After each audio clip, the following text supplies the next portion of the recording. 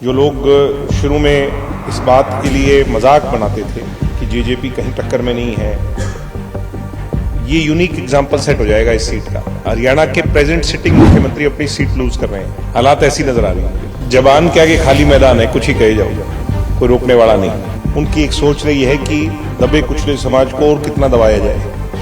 अशोक तंवर के साथ जो किया किसी से छुपा हुआ नहीं है। शैलजा जी के साथ जो हो रहा है किसी से छुपा नहीं, प्रत्यक्ष को प्रमाण की आवश्यकता नहीं होती। कैसे कुलदीप बिश्नोई के साथ साजिश करके कुलदीप बिश्नोई को साइडलाइन कर दिया, किरण चौधरी को पार्टी से निकलवा दिया। क्या क्या साजिश नहीं की बाप और बेटा ने। हरियाणा की बात हो, 36 कौम की बात हो, 36 जात की बात हो, हर वर्ग की बात हो और समुदाय की बात हो, तो भूपेंद्र हुड्डा को तो एक जाति और एक रोहतक, इसके सिवाय उनके उससे आगे निकलते ही नहीं।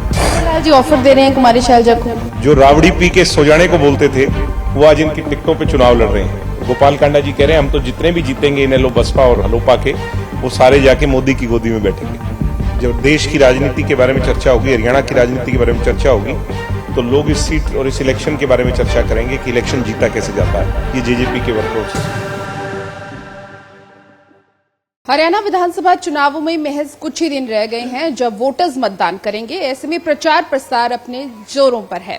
बात करें सिरसा की, तो सिरसा में बहुत सारी विधानसभाएं हैं जहां पर हॉट सीट्स बनी हुई हैं और लगातार सभी प्रत्याशी जान फूंक रहे हैं और लोगों के बीच में प्रचार प्रसार कर रहे हैं।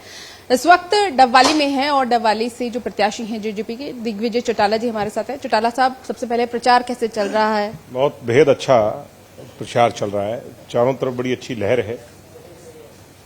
रानिया और डबवाली सीट बिल्कुल सटी हुई सीटें हैं एक दूसरे के साथ। आजाद समाज पार्टी के चीफ भीम आर्मी के संरक्षक चंद्रशेखर जी आए थे। उस दिन जो आबो हवा नजर आई वो मेरी कल्पना से भी कई गुना ज्यादा थी। वो ये दर्शा रहा है कि जन भावना मूल रूप से क्या है, लोग नीचे नीचे क्या मन बनाए बैठे हैं। मैं ये मानता हूं कि हम ये सीट 25-30 हजार वोटों की लीड से जीते हैं। 2 सीटों की आपने बात करी, पूरे सिरसा की बात करें तो कितने आपको लगता है कि समीकरण आपके हिसाब से क्या सेट बैठ रहे? बहुत अच्छा समीकरण बैठेगा। पांचों की पांचों सीटों पे हम बहुत मजबूत टक्कर में हैं और ये दोनों सीटें तो हम बहुत भारी अंतर से जीतने जा रहे हैं।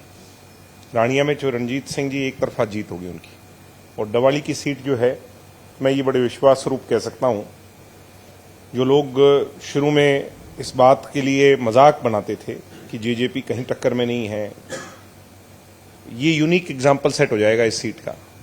जब देश की राजनीति के बारे में चर्चा होगी, हरियाणा की राजनीति के बारे में चर्चा होगी, तो लोग इस सीट और इस इलेक्शन के बारे में चर्चा करेंगे कि इलेक्शन जीता कैसे जाता है। ये जेजेपी के वर्करों से सीखो। अच्छा, एक चीज हम बहुत ज्यादा देख रहे हैं इस वक्त हरियाणा विधानसभा चुनावों में, हर कोई अपने आप को मुख्यमंत्री का चेहरा कह रहा है। चाहे एमएलए बनने से पहले मुख्यमंत्री बनकर के सो रहे हैं, बनने की स्थिति में एमएलए भी नहीं है।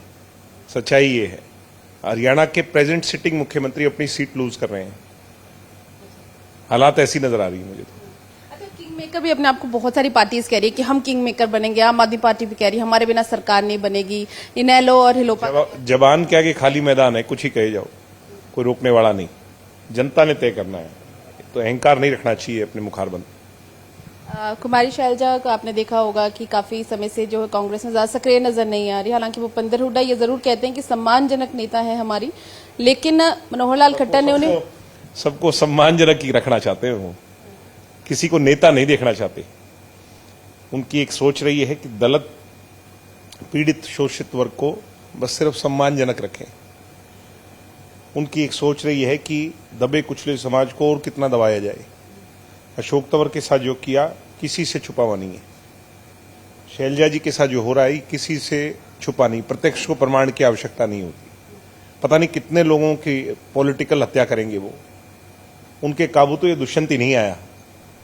बाकी तो मैंने देखा कैसे रगड़ रगड़ के कुलदीप बिश्नोई, भजनलाल जी का देश में बहुत बड़ा नाम, बहुत बड़े नेता हुए, कैसे कुलदीप बिश्नोई के साथ साजिश करके कुलदीप बिश्नोई को साइडलाइन कर दिया, किरण चौधरी को पार्टी से निकलवा दिया। क्या क्या साजिश नहीं की बाप और बेटा ने। मैं और मेरा ले बैठेगा इनको। हरियाणा की आज यहां घूम रहे थे इलाके के अंदर, मेरे हिसाब से वो अशर था कि तस्वीरों में भीड़ दिखाई नहीं रही, क्योंकि जनता आ ही नहीं रही। लोग पूछ रहे हैं इनसे कि चोई भूपेंद्र हुड्डा, आपके 10 साल के राज में हम पाकिस्तान में महसूस करते थे, ऐसा लगता था पाकिस्तान में रह रहे हो। आज आप किस मुंह से यहां वोट मांगने आ रहे हो? वोट डवाली के और रोहतक की चौधर, ये सहन नहीं होगा।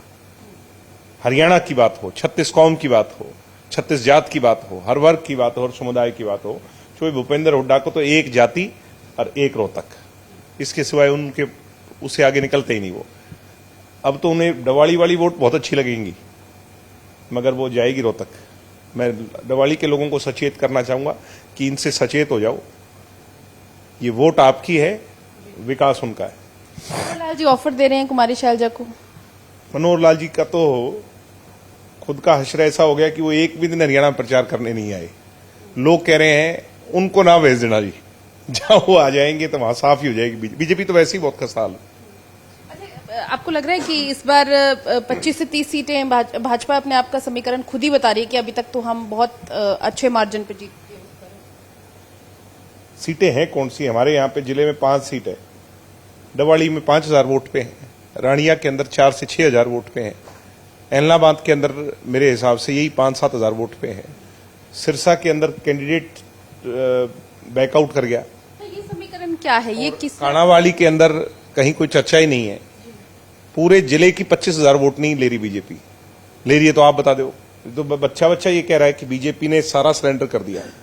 ये सारा इनेलो के साथ मिलजुल करके सांठगांठ करी हुई है। सिरसा सीट पर बहुत कंट्रोवर्सी चली है। अपना प्रत्याशी उन्होंने नामांकन उसका वापस ले लिया, गोपाल कांडा को समर्थन दे दिया। अभय चौटाला जो है इलोपा का समर्थन कर रहे हैं। ये एक्सपोज हो गए, ये समझदार बन रहे थे, मगर वो क्या कहते हैं, जो हमारे बुजुर्ग ने हमें सिखाया है कि ध्यावस रखनी चाहिए। Patience is the key. हम लोगों ने पेशेंटली इनको देखा कि ये क्या करेंगे, और ये लोग इतनी बुरी तरह एक्सपोज हो गए।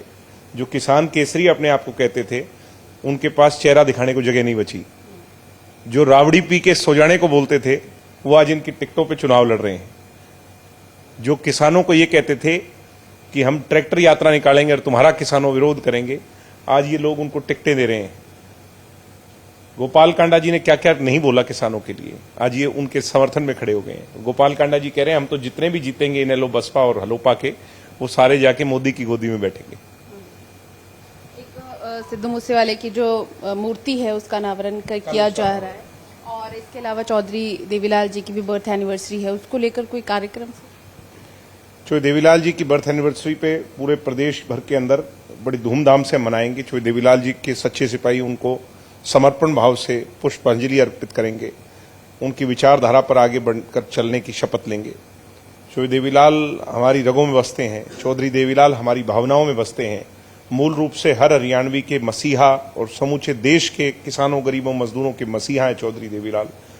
जब तक ये सृष्टि रहेगी तब तक चौधरी देवीलाल का नाम रहेगा, और उनके अमूल्य विचारों से आज भी जो है वो ज्योति ज्वाला जलती है, और उसी के दिखाए रास्ते पे हम आगे बढ़ रहे हैं। आप जब जनता के बीच में जाते हैं तो किस तरीके से आपको, क्योंकि चौधरी देवीलाल जी के आप पड़पोते हैं, तो किस तरीके से वो प्यार या कहीं कि उसी भाव में आपको देखा जाता है?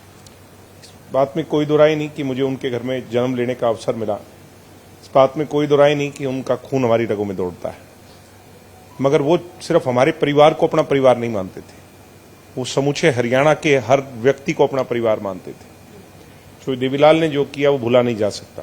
उन्होंने जो दिशा दी इस प्रदेश को, चाहे जच्चा बच्चा योजना के तहत दी हो, चाहे पेंशन के तहत दी हो, किसान का मेरे के लिए ट्रैक्टर को गड्ढा बनाने के लिए दी हो, साइकिल का टोकन माफ कर करके दी हो, तो ऐसे ऐसे काम किए चौधरी देवीलाल ने। जो आज right to recall, right to reject की बात करते हैं आम आदमी पार्टी वाले, ये तो 1989 के दशक में चौधरी देवीलाल के विजन थे। उनके किए हुए काम भूले नहीं जा सकते। अरविंद केजरीवाल ने जिस तरीके से दिल्ली से इस्तीफा दिया मुख्यमंत्री के तौर पर, क्या इसका हरियाणा के चुनावों पर कोई प्रभाव पड़ेगा? कोई असर नहीं पड़ेगा। यहाँ तो इस्तीफा तो वहां दिया, यहाँ थोड़ी दिया। लेकिन यहाँ आके वो कह रहे हैं कि मैं यहाँ के लाल हूँ, यहाँ की सेवा करने आया हूँ। वो पॉलिटिकल प्रोपेगेंडा हो सकता है उनका, मगर अरविंद केजरीवाल जी के जो मैं मान रहा हूँ कि उनके पास लीडरशिप लैक है हरियाणा में, उनको लीडरशिप पे काम करना चाहिए था। उनके साथ वाले उनको छोड़ के दूसरी पार्टियों में चले गए। कांग्रेस और भाजपा का घोषणा पत्र, ये वही सारी बातें हैं जो ये पहले कह रहे थे। इसमें कोई भी नई बात नहीं है। मैं ये मानता हूं कि इन लोगों का जो आईना है जनता दिखा देगी। बोथ विल स्कोर अंडर 40, यानी दोनों का जॉइंट मैं मान लूं तो 40 सीटों से ऊपर नहीं जाएंगे दोनों। बीजेपी अगर किंग मेकर बनती है तो किसका समर्थन करेगी? जेजेपी बन रही है किंग पे, बनती है की तो बात ही नहीं है। जेजेपी ने, समर्थन किसे रहेगा? हम बीजेपी के साथ नहीं जाएंगे, ये पक्का है। ये तय है जी। Thank you. तो ये थे हमारे साथ दिग्विजय चौटाला, जिन्होंने सीधे तौर पर बताया कि आखिर क्या समीकरण पूरे सिरसा में बनते जा रहे हैं, और अगर किंग मेकर, हालांकि इन्होंने दावा किया है कि हम ही किंग मेकर बनेंगे, तो बीजेपी के साथ नहीं जाएंगे। कैमरा पर्सन गुरविंदर के साथ पूजा वर्मा, डेली पोस्ट पंजाब, हरियाणा, हिमाचल।